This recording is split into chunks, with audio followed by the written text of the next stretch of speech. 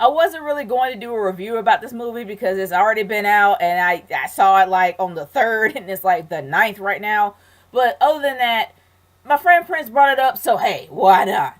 So I'm just gonna go ahead and just say my own personal view of the Wonder Woman, or a review, if you will. But other than that, I would just let me get into this. I am a fan of DC, mostly because I'm a villain girl, and they have the most well-rounded, most interesting villains in that entire universe, and that's why I like DC more than Marvel.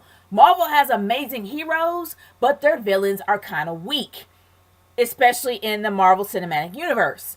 And then you got the DCEU, which didn't really kick off with a bang, but the DC Comics of period has the best villains in my opinion. And their villains make a very interesting hero. That's why I'm a villain girl, for that reason. Because you got a very interesting villain that is very sinister, but it brings out the best in the hero. That's why Batman is so awesome, because you got the freaking Joker. But other than that, I'm not going to go too much into it. This is about Wonder Woman. Now, when Wonder Woman came out, I had some major concerns. And it's because not only, well, number one, every movie that had a female protagonist has sucked so far. And number two, movies these days with female protagonists are always full of feminism. And I am not a huge fan of feminism. I hate it with every fiber of my being.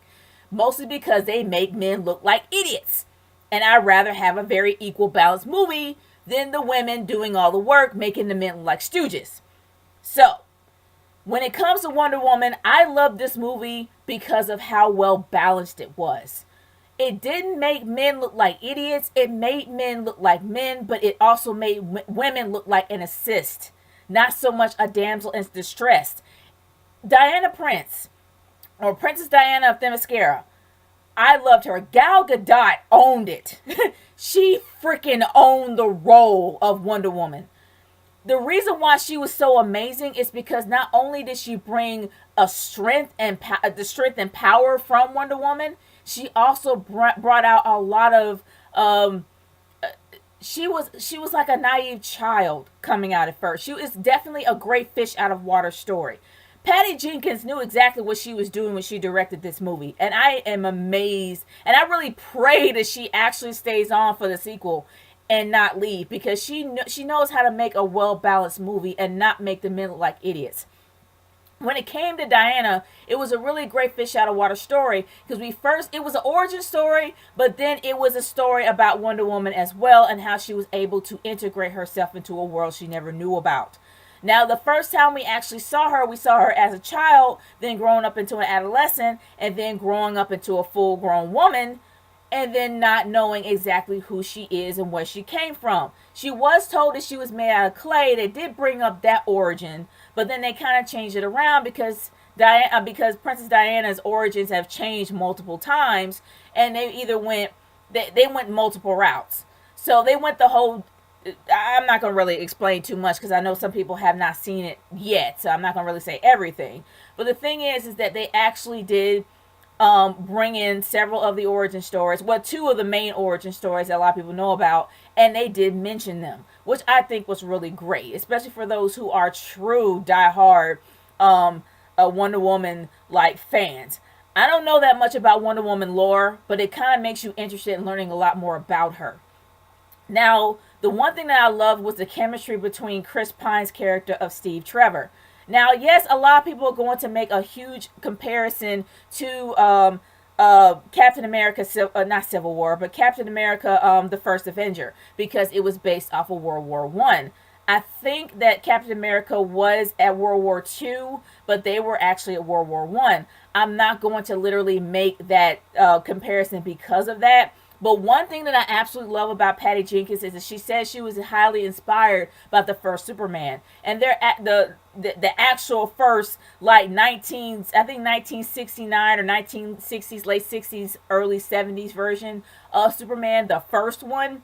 And she actually does have two scenes in the movie that is based and kind of paying homage to the first Superman. So I love that, because I'm a huge fan of the Christopher Reeve version Superman, because he was the true Superman for me. But other than that, when it comes to the chemistry between Steve Trevor and Diana Prince, it was amazing. It felt natural. It felt great, and not only did it not seem forced, they learned a lot from each other growing on. Now, the boat scene, I think, was pretty much the funniest scene in the movie. They did have a lot of comedy in here, but the comedy stuck. It didn't seem like it was out of place. It hit every time. When I went to the theater, you had people laughing, you had the adults laughing, and the kids kind of got the idea, but then it kind of went over their heads, which I love. They were laughing because the adults were laughing, but they had no idea what that really meant. I loved it. I loved everyone. And but the romantic chemistry between those two really did feel natural, and it didn't feel forced, but they learned a lot from each other and they helped each other out.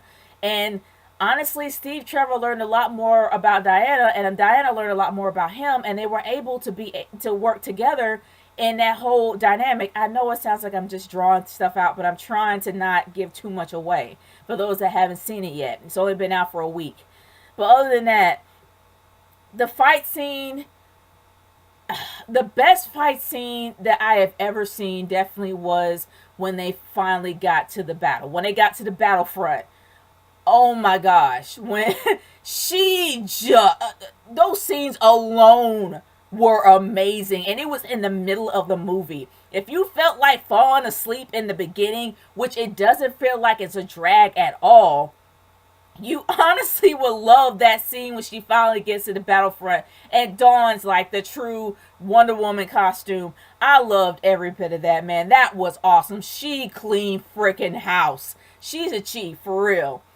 But I will say, and I'm just gonna be honest here, the last end of the movie, the last stretch when she confronts the villain of the entire movie, I will say this: the swerve was very clever. It was a very clever swerve where you thought that this guy was a villain or this person was a villain, but this person ended up being the villain. And I like the swerve. I think that was very clever to do that. But it really did just kind of fall flat because of who they chose to be the villain. The actor that they chose to be the villain was not really that great to play that villain. That villain had to be larger than life. Now, I'm just going to be honest, it's already been thrown out there. Y'all know the main villain is Ares. But the thing is that we don't really know who Ares is because Ares is not in his true form. So you don't really know who Ares is until the very end. But the person they chose to play Ares, it was weak. It really was. And but it still worked. Mostly because of what happened at the very end with one of the main characters. I'm not going to get too much into it, but not only was it very heartfelt, it really did pack a punch. And I think it actually was a great place to put in the very end. Even though I wish they didn't tell us everything, it still worked. It really did. Now, Etta Candy, I love Etta Candy. She actually is pretty funny. She is hilarious. She's inserted at the right time when she's supposed to be inserted at the right time.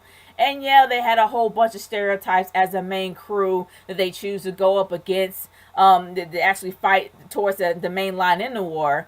But other than that, it was a pretty clever movie. I enjoyed it. I had a lot of fun seeing it. And guys, you're not going to feel like crap seeing this movie. This is a well-balanced movie. It does not harp on men being bad. It actually is a fish out of water story, but a superhero story mixed together. And I think they did an amazing job with it. But y'all, that's my thoughts about Wonder Woman. What is yours? Leave in the comments below. Let me know how you feel, and I'll peace out later. I'll see y'all later. Bye.